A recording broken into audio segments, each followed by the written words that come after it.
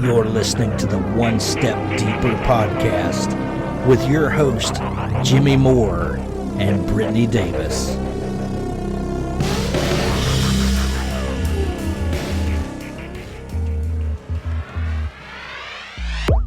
OneStepDeeperPodcast.com. Yes. Welcome. Welcome to the new world. What? Who knows? Hey, I have to be hyped up because I'm over 50 hours on a fast of just water and salt right now. And I'm still doing all the crazy ice baths. I feel great. Okay. Are you sure? I'm responsible for my suffering. If I have any suffering in the midst of this, I would feel great. I would not feel great. That's on me, right? Right. Absolutely. Yes. So funny. Yeah, so I'm doing, a few things trying to move the needle.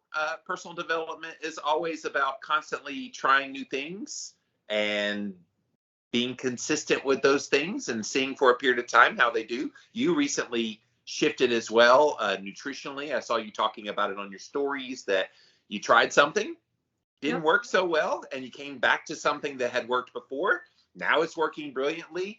Yeah. That's what this is all about. That's what this podcast is about. It's what our upcoming book is all about. So today we have a cool topic, though. But go ahead. What were you going to say? What I was going to say, to what you're saying is I wrote something on my February board and it says adjustment is the secret weapon to being successful. Yes. That is so, and we're going to talk about that today. Like that kind of mindset is going to be in today. But yes, just learning to shift and be okay that adjusting is normal. It doesn't mean that there's nothing wrong. Adjusting is okay. So yeah, it's great to see you doing everything that you're doing in personal development. Same with me. And yeah, today's topic is going to be a fire. Yes. So guys, here today in episode 54, are you responsible for your suffering? You bet you are. You're the one that has control over it. And so it's going to be interesting little rabbit holes we'll go down on this one here today. But look forward to that. OneStepDeeperPodcast.com is the website. As always, head over there. You can see all of the latest and the past episodes of the One Step Deeper podcast. We do debut these on Sundays at 4 p.m. Eastern over on YouTube. Type in a keyword search, One Step Deeper, and then hop over there at 4 p.m. Eastern time on Sundays. You can watch the show there first.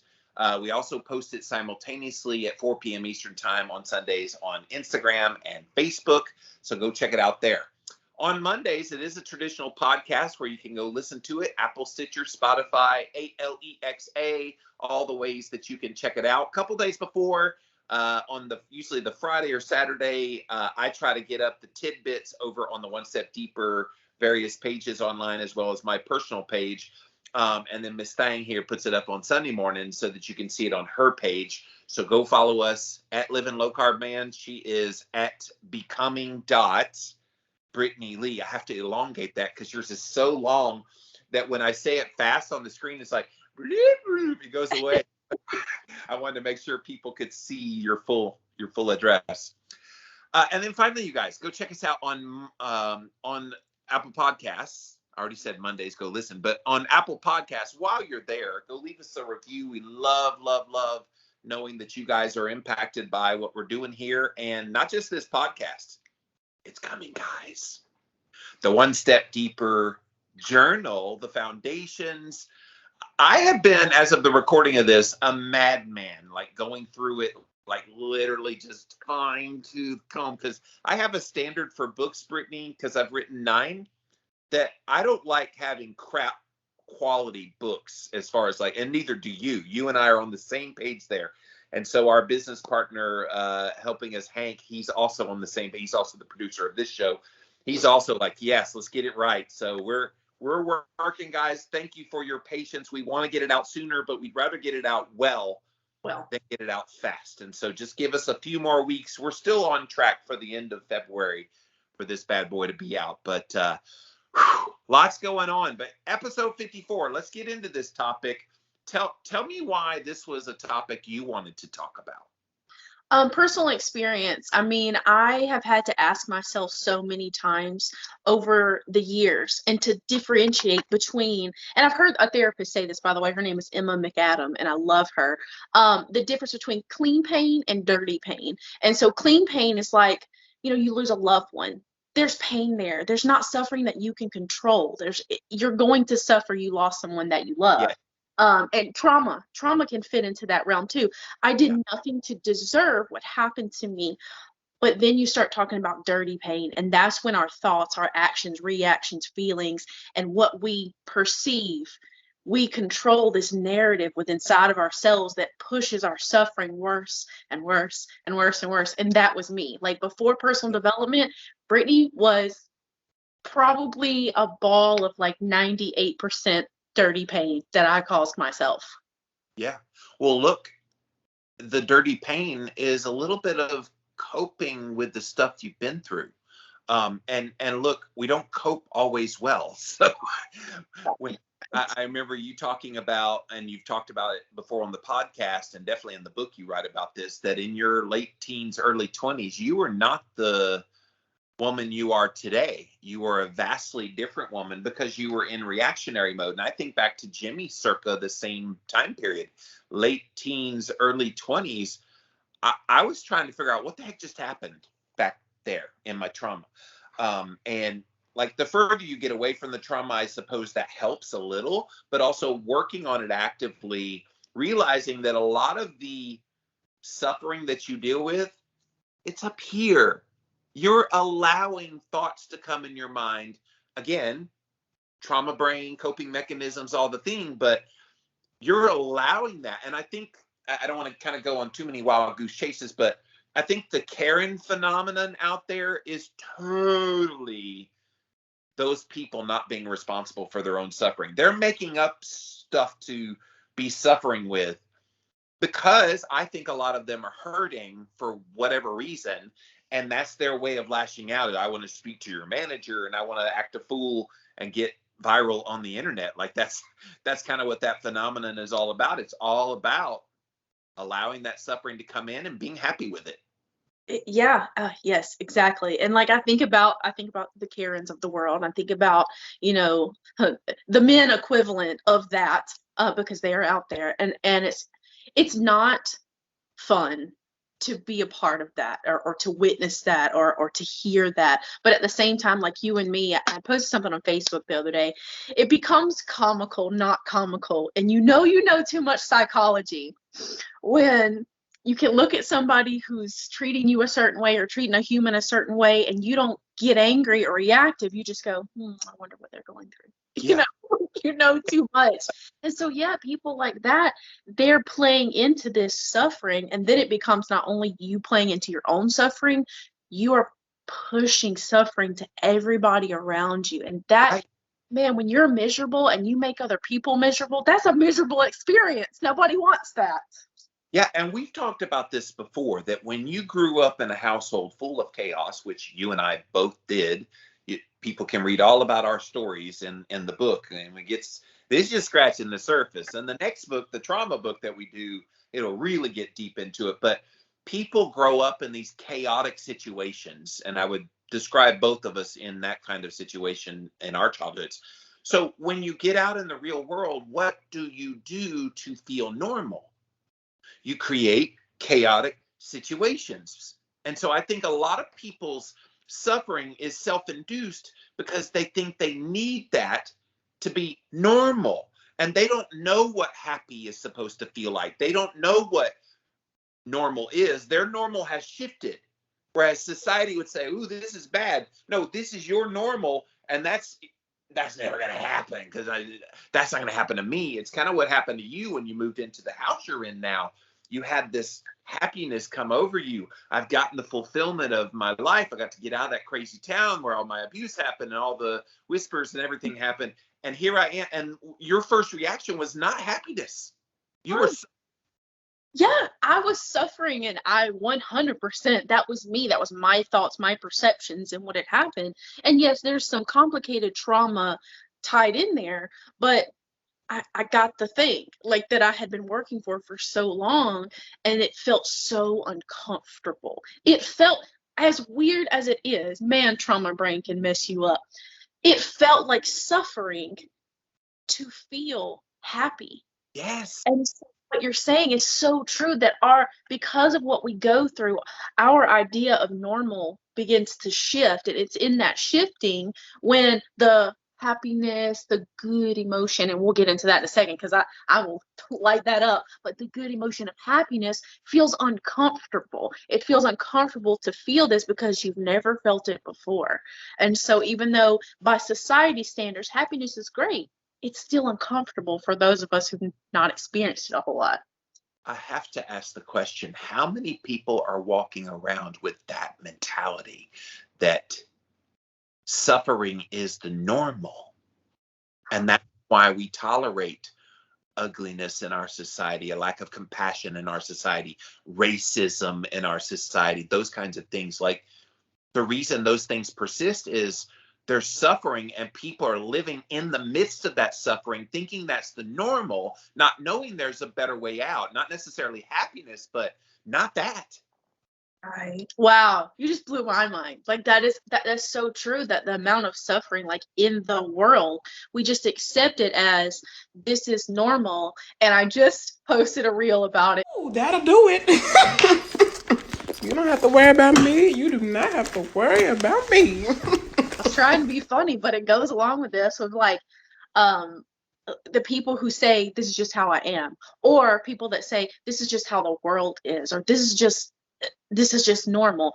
But we don't have to accept that, and that's where the lie comes in, and we have to tell ourselves, hey, we are pushing this suffering ourselves. We are causing the pain, and we have to get out of that. We have to shift out of that. But the problem is we don't want to admit that it's our responsibility, that we've played a part in the years of suffering. Like, listen, go ahead. Because it's so much easier to make somebody else a scapegoat. You could easily make that MFer stepdad your scapegoat. I could easily make my dad my scapegoat because they're the ones that kind of were instrumental. There were other people, but those were the two players in our respective stories that played a huge role. It would be so easy. Oh, well, I'm not where I want to be in my life today because, and then point the finger. And one of your journal entries, I don't want to ruin it for people, but you've got a great journal entry, and you can't control what happened to you, but you sure the hell have control over what happens to you henceforth. And Right.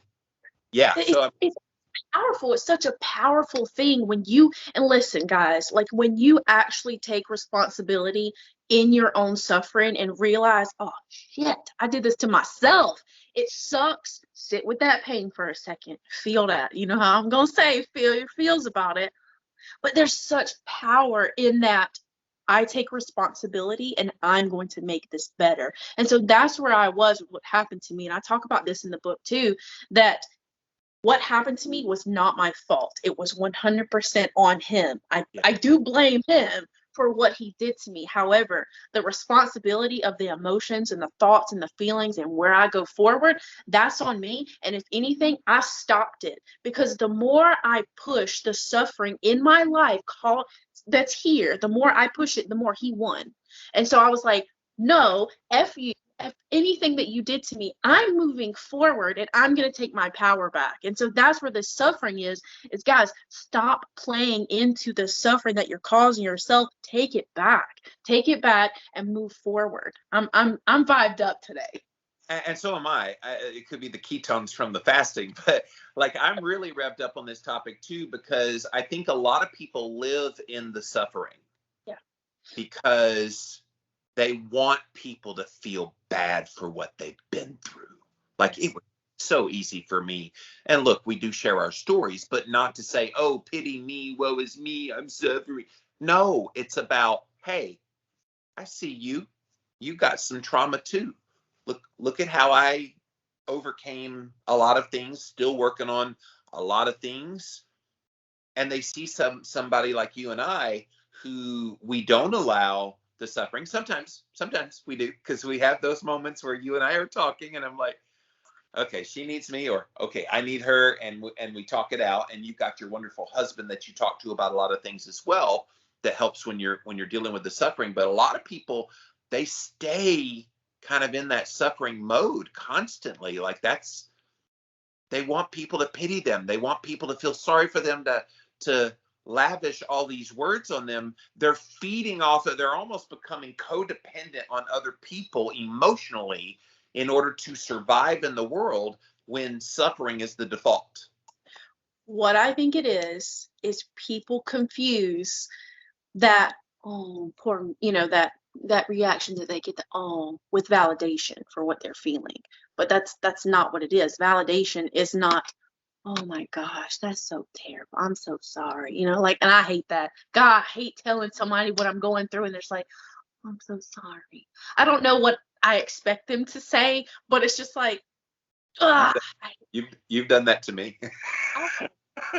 There are times when, like, there's nothing to say. Yeah. And I don't mind being like, I don't know how to react to that. That's tough. Right.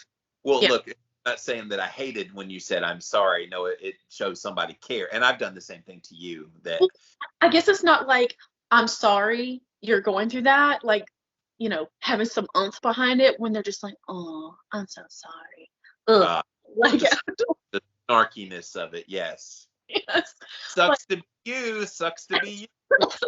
Yes, but people find that they falsely get validation for what they're going through, and people chase validation through so many things. I was one of them. Like, I wanted everybody to like me and wanted everybody to be around me. And the thing is, when you're suffering and you're pushing this out in the world, and you're like, oh gosh, looking at old Facebook posts, oh gosh, I cringe at myself. I complained about everything because I was chasing people caring about me in the comments, making comments like, oh, I'm so sorry you're doing, oh my gosh.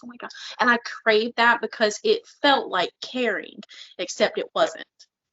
We all have that Facebook friend who posts prayer requests or just their thoughts, and you can tell they feed off of the oh poor you, and a lot of people at first, if you do that a little bit, you get.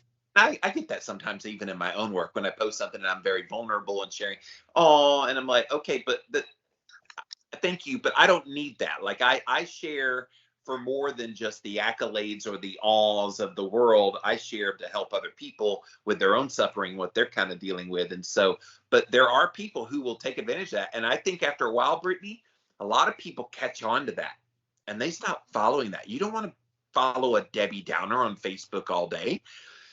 How horrible is that if all you ever see from I wish I could have this, and then people offer to give money. It's a scam after a while. Yeah. Yes, people come to mind, and I wish them well in their life. I really do. And it's sad looking in on the pattern, being in the work that I am. A lot of people don't like to be around me because I will very quickly point it out of, you're causing this. Like, I love you and I understand the initial, it's painful, it hurts, but you're causing more suffering by trying to avoid sitting with the initial core feeling. Sit with that, feel it, process it, and then move on about your life. There it is. I think a lot of the suffering we have is born out of something truly horrible happening. Little, big, medium, you pick the size, but something happened. But then the person says, okay, because this happened, then this happened, then this happened. And they make this chain of events happen. Whereas if they go back to that original thing that was supposedly bad, and sometimes it's truly bad, and reframed it at that point in their minds and said, okay, yes, this happened, but I'm going to react this way, then all that little domino effect of things that would follow, the suffering domino would go away. But what happens is people take one incident, big, medium, or small, and then they make it this monumental thing that's just constantly with them throughout their life, and it becomes a life of suffering rather than a moment of suffering. And that's what we're talking about here today. Stop living in the suffering. Yeah. It's your fault. It's your fault at that point if you don't stop it. And no matter where you are in your life right now, if you've got something that you're suffering with, stop, analyze it, take a look at it. What was the genesis of it? Really feel how you really feel about it. All of these things. And what's the name of that book Brene Brown just wrote? Atlas of the Heart? Mm-hmm. Atlas of the Heart. So, and it goes through a lot of these kind of emotions. You read through that, find out what emotions you're actually feeling, because sometimes suffering, like anger, isn't actually suffering. Sometimes suffering is masking whatever the real emotion is. Get that out in the open, work through it. That's what we do on One Step Deeper, guys. That's why we're here. A lot of people ask me, Jimmy, how do you get such good deep sleep? Well, there's a lot of things that I do, but one of the newest things that I recently added is this upgraded magnesium from a company called Upgraded Formulas. Go to their website, upgradedformulas.com, and you can learn all about this nano technology that they use for this particular mineral of magnesium. Again, it's called Upgraded Magnesium, and it's got all the different forms of magnesium in it using the nanotechnology, so it gets absorbed a lot better. Guys, I have seen my deep sleep improve by as much as 30 to 40% simply by adding in this product along with sunshine exposure, darkness in the room, cooler temperature, all of the things that I always have done. So again, upgradedformulas.com is the website. Go check them out. Yes, absolutely. You know, I want to roast myself so everybody else can learn from my mistakes. And so the biggest story that I have several stories that I've caused my own suffering, but one of the biggest ones that I'm honestly just now coming out of is the suffering that I prolonged after what happened to me in the hospital. Yes. So this is the difference. So you can see clean pain, dirty pain. The clean pain was I went through something horrific, traumatic that I didn't cause. It was a complete accident, freak accident. I had to go in the hospital. I had to endure all of those things. It was painful. It sucked. It was horrible. And there was a lot of grief about losing the best version of myself. So right before the incident itself that happened, I was the best version of me. I was doing personal development. I was working. I was eating healthy. I was doing all of the things that You had me as a friend at that point. Yes. So I felt like the best version of myself, and then it just got swept away. It felt like my entire identity and self and everything got swept away. And that's when I learned I was planting my identity in the wrong things. Instead of having myself as my identity, my thoughts, my ideals, what I did, how I acted, that was my identity. And so I had this crash afterwards because I couldn't eat the same way. I couldn't move my body the way I used to because I'm shifting it here. And I felt like I was stuck on the couch. And I told myself, if I do this, then I'll be in pain. Was there some truth there? Yes, but the dirty pain that came in was I convinced myself that because I couldn't run, I couldn't walk.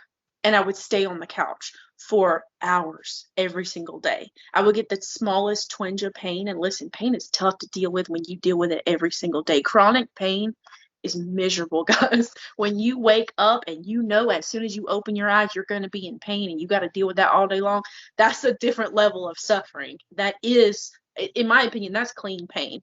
But the dirty pain comes in when you convince yourself that you can't do anything because of that. Well, clean pain wears you down. Yeah. When you came out of that hospital, you had a near-death experience in the hospital. You wanted to die. Yeah. And you lost a ton of weight, and you pretty much became instantly an invalid in your own home. Yeah. With 3 kids, and having to stay put. That really started wearing on you mentally. And especially, like you said, you were the best version of yourself. You had accomplished this incredible weight loss success on keto. You were running. You enjoyed your running. And so you had all these things happening for you. And then suddenly, bam, life hits with a clean pain. Yes. And that clean pain over time manifested all these little baby dirty pains. Yes. And some of those dirty pains still show up. Like, that's the thing. Like, it's okay to go through things in your life. You can't control that you had a reaction to that mesh that required you to be hospitalized for weeks on end 2 years ago, or just over 2 years ago now. You couldn't control that. That was out of your control. But nobody would blame you either for having that whole suffering mentality. Everybody would be like, Brittany, yeah, go ahead, girl. Feel your oats, Don't feel like you've got to be the hero here. Go ahead. And so a lot of that can feed into it.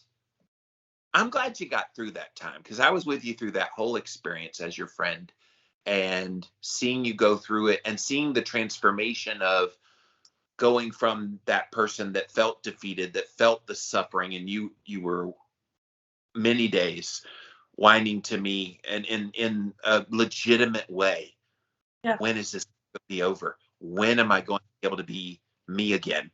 I don't like this, da da da da da. And so some of those thoughts were the dirty pain. Yeah. And I'm glad you worked through that, because this other side of Brittany that has happened in the corresponding year and a half-ish since then has been phenomenal to watch. And you are a walking, talking miracle. I know you still have your moments with your pain of your scars and things, but where you are now, and I've seen the evolution all along the way, light years ahead. And it's because I think you took ownership of your suffering big time. Even the dirties, and even you've taken ownership of the clean as well. Yeah. Because you could easily say, because of that surgery, this, and this, and you don't anymore. You don't let that be an excuse. You push harder, as you talk about in the book. And so, sorry, the book is very fresh on my mind, because I'm reading word for word really closely the last days. So, yeah. But yeah, you have taken your suffering and you've grown from it. Why don't we see more people grow from suffering instead of wallowing in it? Is it just what I was talking about at the beginning? Is it just that comfort level of feels good to just stay in the suffering mode because you get people having sympathy for you? You get I guess you get something out of it. Yeah. I mean, it goes back to what I say all the time. Like, it's their comfort, and suffering is their comfort, and they do get some kind of whatever it is out of that. For me, I lost some friends along the way through my constant whininess. Now, listen, on some level, it's okay. I was feeling pain and not feeling my greatest and talking about it. But, I think some of my friends who aren't my friends anymore, which is okay with me because they're not meant to be in my life. And I hate that they're not here for the new me, but that's okay. They have a version of me in their head. Everybody has a right to a version of me in their head. I am my own person. But I just remember back to that time, and it's so sad, but at the same time, taking responsibility for all of it. I remember 75 hard, and that was really the initial point where I was like, I'm not willing to allow that to beat me anymore. And I got to the same place with what happened to me with the sexual abuse as a child, and what happened to me with my parents. Like, I got to the point where, yes, this happened. And because of this, it caused all these little trickles of dirty pain. And I had to, one by one, pick the scab off of every single one of those dirty pains that had happened as a result of what initially happened. And through 75 hard, every single day I'd get up and I would be in pain. I would have pain. Like, you're working out an hour and a half a day and you're doing all these things. There was some physical pain, but I told myself and taught myself and showed myself I can still keep going. And so it's the same thing with this idea of suffering and what we cause. Every single day I get to choose what I'm going to do with what's presented to me. Like, if I'm having a tough day with the girls, I have 3 kids. We're going to have tough days. They're going to have emotions. I'm going to have emotions. We're going to be heightened. Things happen. And I can either, in the moment, if, let's say we have an example, they're yelling, they're screaming, that makes me upset. If I choose to react to that, and then I say in my head, this ruined my whole day, I'm pushing that suffering. Instead of saying, this was a bad moment, I now say, oh, I had a bad day. And what? That bad day turns out, oh, I've had a bad week. Oh, that bad week turns into, I've had a bad month, a bad year. We push that on. Like, and honestly, tough love here, guys. Tough love coming. We have all been dealing with this thing. I'm not going to say the thing, but y'all know what I'm talking about. We all have been dealing with this thing. And this thing has caused so much freaking dirty pain. Can we change this? No. It happened. It happened to all of us. We're all dealing with it. But there's so much dirty pain caused from this thing up here. And we're pushing this idea, well, I can't because of this. I can't because of that. And we're stopping ourselves. Hell, I did the same thing. I convinced myself, well, I can't go to the gym, so I can't work out. It's a lie. It's a lie. And I caused myself suffering. I dropped my pen. I caused myself suffering because of that, and it's just, it's overwhelmingly sad. I'm getting flush. I'm getting excited. It's overwhelmingly sad to watch what happens when people don't take responsibility for their suffering. And I know it's painful, but like, seriously, guys, you're not going to be able to become a better you. You're not going to be able to go one step deeper until you take hold of the suffering that you're causing yourself. This goes back to the first episode when we came back in 2022, the whole narratives. We think so many narratives in our head that aren't true. Yeah. Hey, you right there. Stop that, because that is causing you so much unnecessary pain and suffering that doesn't even exist. Yeah. And I'm going to talk about somebody that was in my life. This person is no longer in my life, but they were the kind of person that every time something little bit bad would happen, or perception of little bit bad would happen, it would become this big thing. And they would blow it out of proportion. And I'm sitting there going, just chill. Take it in stride. Why do we have to be worked up about this? Well, this person enjoyed being worked up. I later found out this person has lots of trauma from their past. Well, that helps to have understanding of why they like to make things big, because their brain does that. Yeah. Gosh, I could like undo that as a coping mechanism for people, that you don't have to make a mountain out of a molehill with these little things. Take things in stride better and more. Your life will be so much more chill. Yeah. I can't tell you how freeing it has been for me to be away from that person I was just describing, and to be having the ability within myself to now go, wow, I don't really worry about anything. Wow, the things that I used to suffer, I don't suffer with. It's incredible when you allow yourself to not go down that path.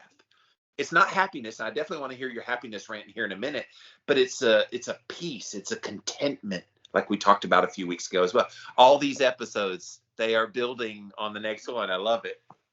All right. And like, we don't do it intentionally. It just happens. But that's personal development. Going one step deeper is, at some point you get to the core. You get to the core thing.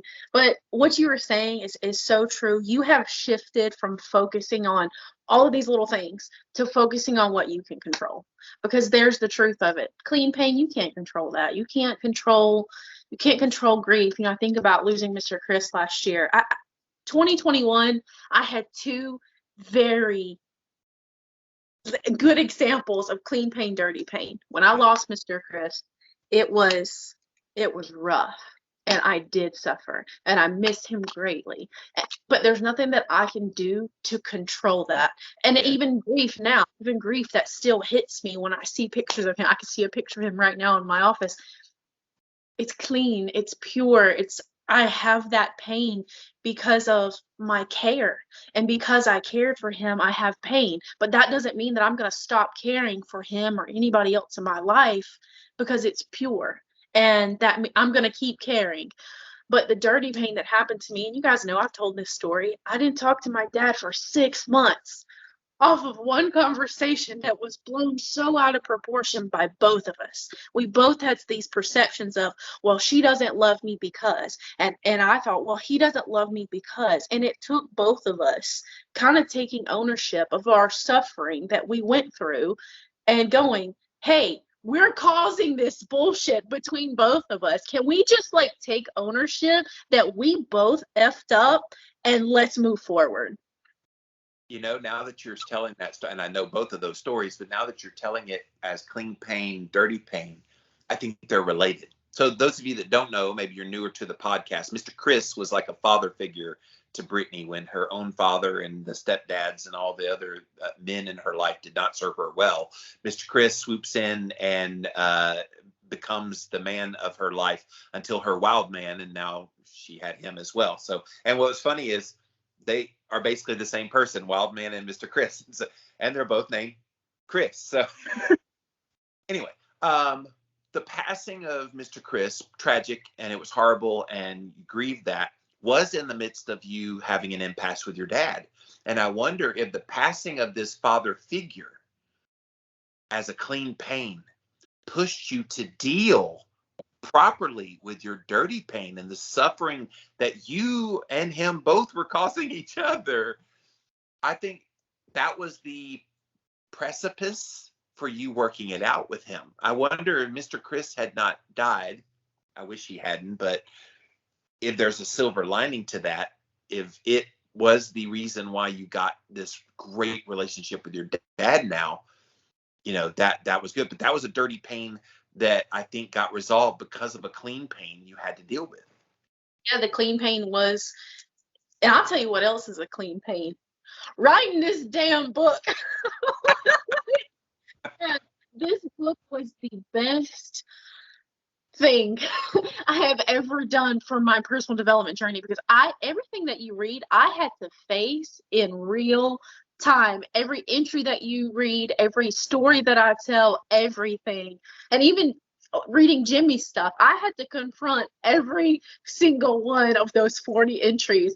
And I was telling Jimmy when I was first going through and reading his, I was like, do you have to be so in my face? I know you wrote that for me. He's like, well, maybe I did. And it's so good, but like, it's clean pain to make you go, I gotta change that. Yes. You know?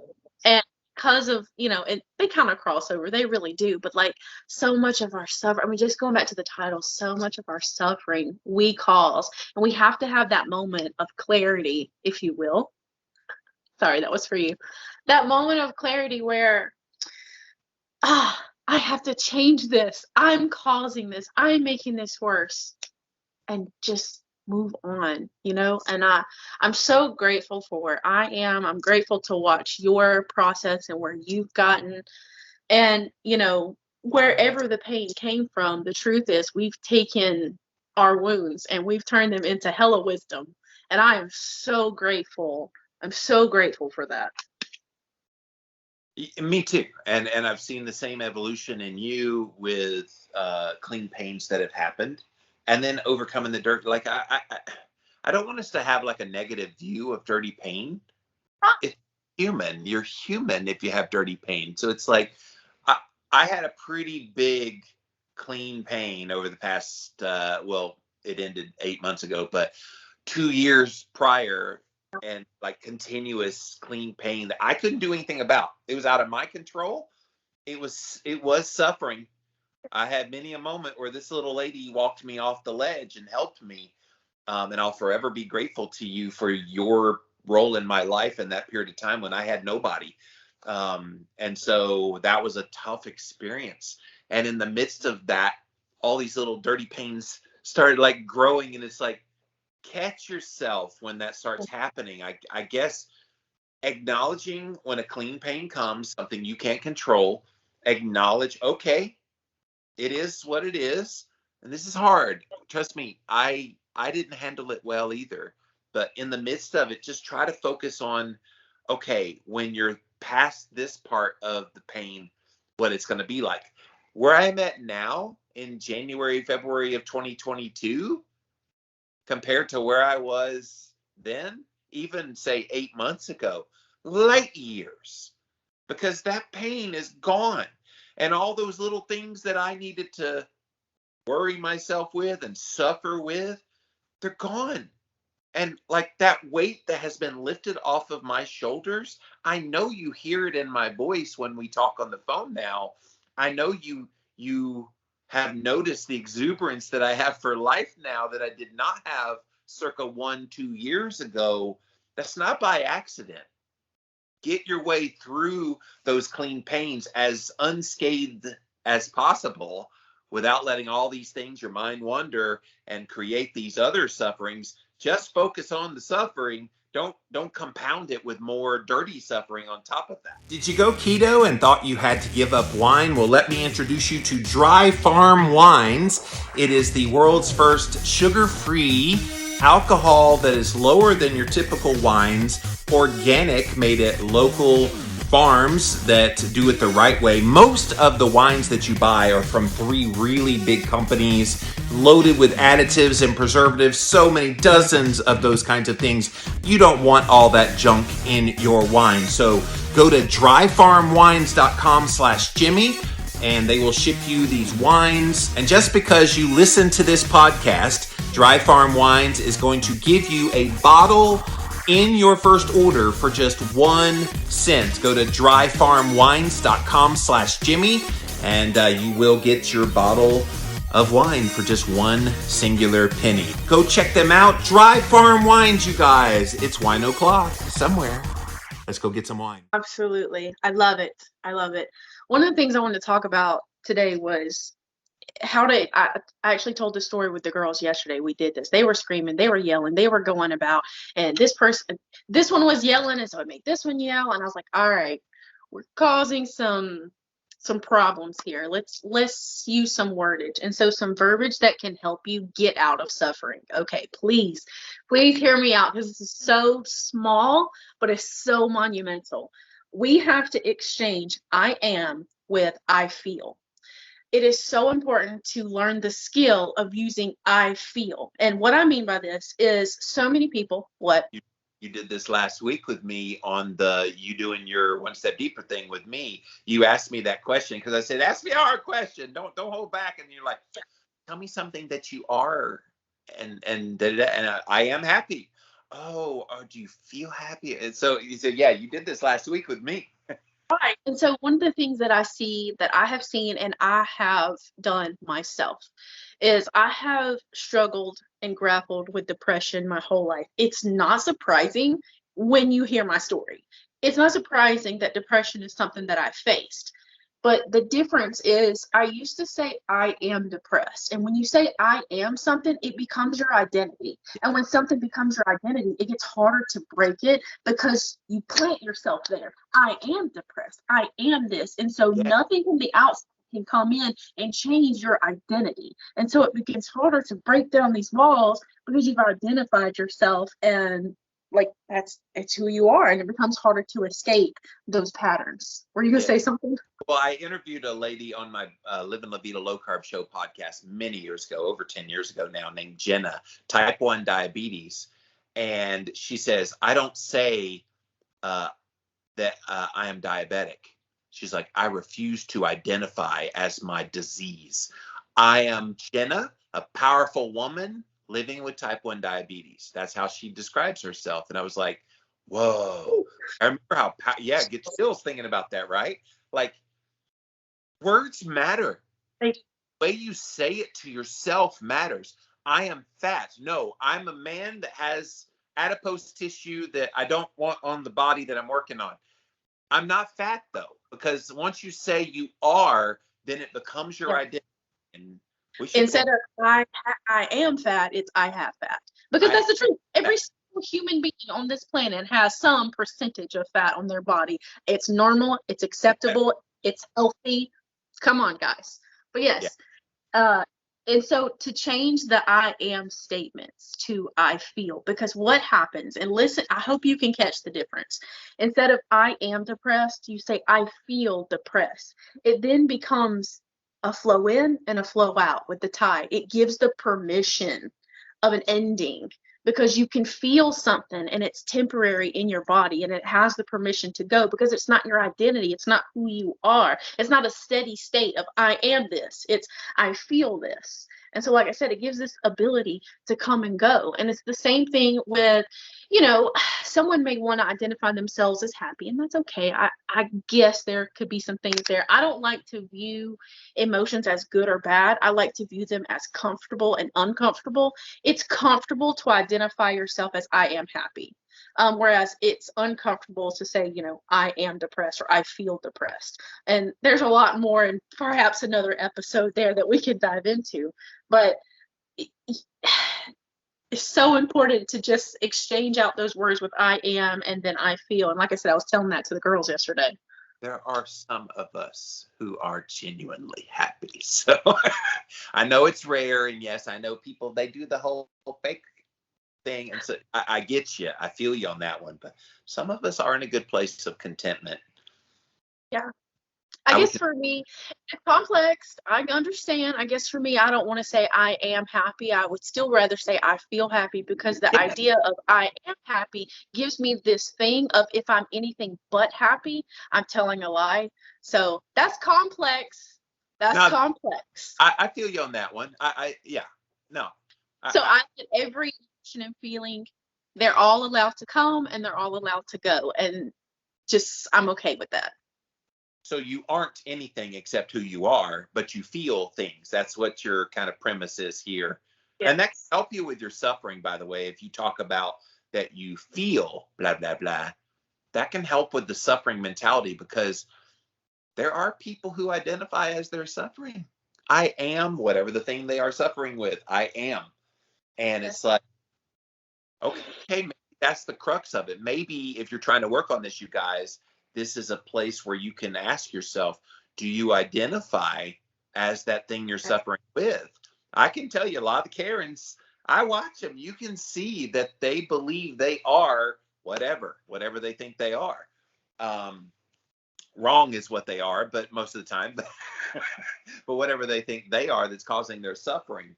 But if they say, you know what, I feel frustrated, I feel hungry, I feel angry, I feel tired, I feel overwhelmed, those are feel things that they can work through and go one step deeper on and then identify who they actually are and become who they need to be and not wallow in all these emotions that have them a suffering, blubbering idiot.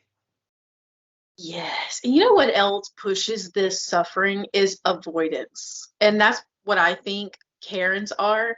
They avoid ever feeling like what they're feeling at home, or what they're feeling their entire life. And so they avoid it. It's basically the best, like a beach ball. You're at the beach and you've got this, and you're trying to hold the water. You're trying to hold the ball under the water. Is it physically possible? Yeah, you can do that. But after a while of holding that beach ball under the water, it's going to pop up. Here's the secret. You get the biggest guys in the pool to sit on top of it, and it ain't coming up. So my brother and I used to be the ones sitting on top of the beach ball to hold it under. And it would pop up, but we were two heavy dudes. So and it's just this idea, and I guess that's what Karens are. Karens are and like I explained it to my girls as the volcano. I don't know if I know I've told you on the personal phone call, but I don't know if I've said it here on the podcast. And just this idea of the volcano, we have all these things that's thrown in, and just kind of bubbles at the bottom. And eventually, if you don't deal with the bubbling at the bottom, you're gonna explode. And that's how I explain it to the girls of using I feel statements to keep the bubbling and the lava down here and not exploding onto everybody. But anyway, we avoid things and we procrastinate feeling our feelings and just sitting with them because it's uncomfortable. I understand. But would you rather be uncomfortable for this amount of time that could be short and short-lived, sitting in the uncomfortable? Or would you rather be the person trying to keep the beach ball underneath the water, and in reality, you're not seeing the beach ball, but you're pushing uncomfortability for the rest of your life until you deal with the freaking beach ball? And it's pushing back on you, whether you realize it or not. That's unresolved. I mean, do you call it trauma? What would you call that? Uh, I mean, sometimes it can be trauma. It can be a lot of different things. I mean, for me, my beach ball was trauma for a long time, and I just kept it under the surface, and and then something little would happen, and poof, there it would go. I would explode. And so Yes. that's what I think what happens with Karens, it's like this tiny little thing, and we're looking and going, what is your problem? It's because they've been holding that beach ball down underwater for too long, and they just exploded on the wrong people instead of dealing with that. You know what yours is now is imposter syndrome. Yeah. And perfectionism, you're better at that than you used to be. That's kind of in there as well. But you've got major imposter syndrome. Who am I to be doing a podcast, which you're amazing at? Who am I to write a book, which you're amazing at? Like, we're getting you over the hump on that one, but it's tough because you got that suffering that you put yourself through.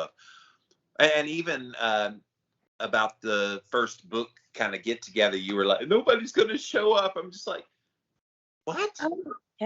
Oh yeah, guys. Like, listen, I will roast myself in a second, let you guys know that you're not the only one out there pushing your own suffering, okay?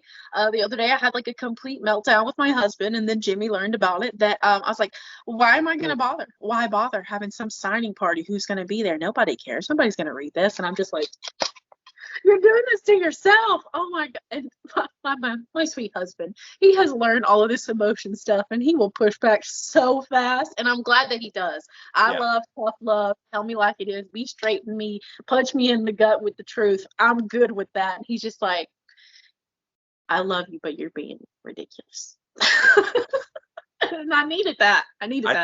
I said the same thing to you pretty much. I didn't say ridiculous, but I was just like, shut up.